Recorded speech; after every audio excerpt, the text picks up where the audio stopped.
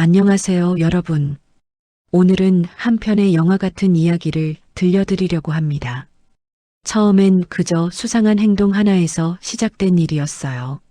하지만 그 끝엔 누구도 예상하지 못한 진실이 있었죠. 그리고 그 진실은 우리 모두에게 묵직한 질문을 던졌습니다. 우리는 얼마나 쉽게 누군가를 판단하고 있었을까? 이야기의 시작은 충남 태안의 작은 편의점에서 시작됩니다. 편의점 사장 민수 씨는 요즘 들어 이상한 손님 한 명 때문에 고민이 많았습니다. 그 손님은 바로 67세의 박희수 할머니. 매일 아침 7시 정확히 같은 시간에 편의점 문을 열고 들어와 말도 없이 소주 10병을 계산대에 올려놓고는 조용히 계산하고 사라지는 겁니다. 처음엔 그냥 술을 좋아하는 분인가 싶었죠. 하지만 그게 매일 반복되다 보니 민수 씨는 점점 불안해졌습니다. 이걸 매일 마시는 건가, 건강에 문제가 생기면 어떡하지? 그런 걱정이 쌓이다 보니 결국 민수 씨는 CCTV를 돌려보기 시작합니다. 그런데 이상한 점이 하나 더 있었어요. 박 할머니는 소주를 사간 뒤 골목길로 사라지는데 그 다음날 빈 병을 들고 오는 모습은 한 번도 없었습니다. 마치 술을 마시는 게 아니라 어딘가로 옮기는 것처럼 보였죠. 민수 씨는 고민 끝에 경찰에 신고를 합니다. 혹시 밀주 유통이나 다른 위험한 일이 있는 건 아닐까요? 경찰은 현장 조사에 나섭니다. 박 할머니는 경찰을 보고도 놀라지 않았습니다. 오히려 담담하게 말했죠. 그냥 제가 마시는 거예요. 하지만 집안을 조사해 보니 소주 흔적은 전혀 없었습니다.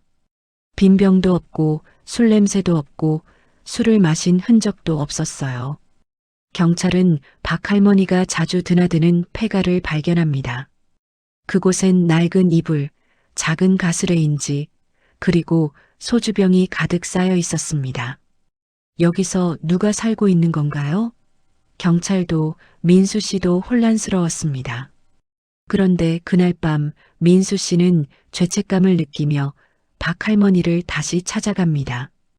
혹시 도와드릴 일이 있을까요?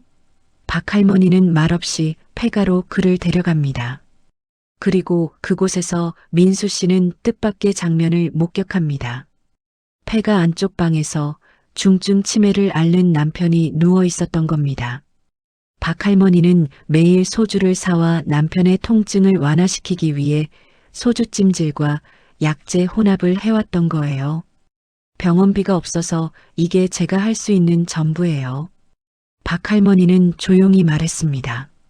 남편이 저를 기억 못해도 저는 그 사람을 기억하니까요. 민수 씨는 눈물을 참지 못하고 오열합니다. 제가 너무 쉽게 판단했네요.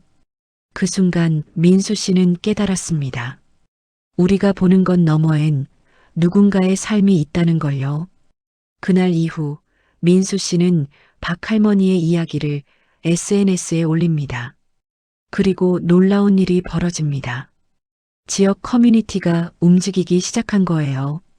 병원 후원, 생활 지원, 자원봉사자들이 폐가를 정비하고 지자체는 박 할머니 부부에게 임시주거와 의료 지원을 제공합니다. 박 할머니는 처음으로 감사합니다라는 말을 꺼냅니다. 그리고 민수 씨는 매일 아침 소주 대신 따뜻한 죽과 약을 준비해 놓습니다. 이젠 제가 도와드릴게요. 이야기의 마지막은 작은 방에서 시작됩니다. 햇살이 드는 창가에서 박 할머니와 남편이 함께 아침을 맞이합니다. 민수 씨는 편의점 앞에 작은 벤치를 놓고 두 사람을 위한 자리를 마련합니다. 우리가 보는 것 너머엔 누군가의 삶이 있습니다.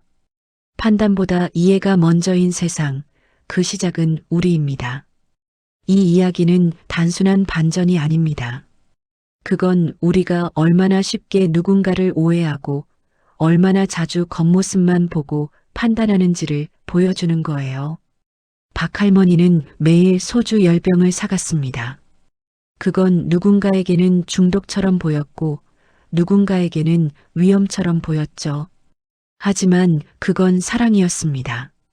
기억을 잃은 남편을 위해 자신의 모든 것을 내어주는 사랑이었어요.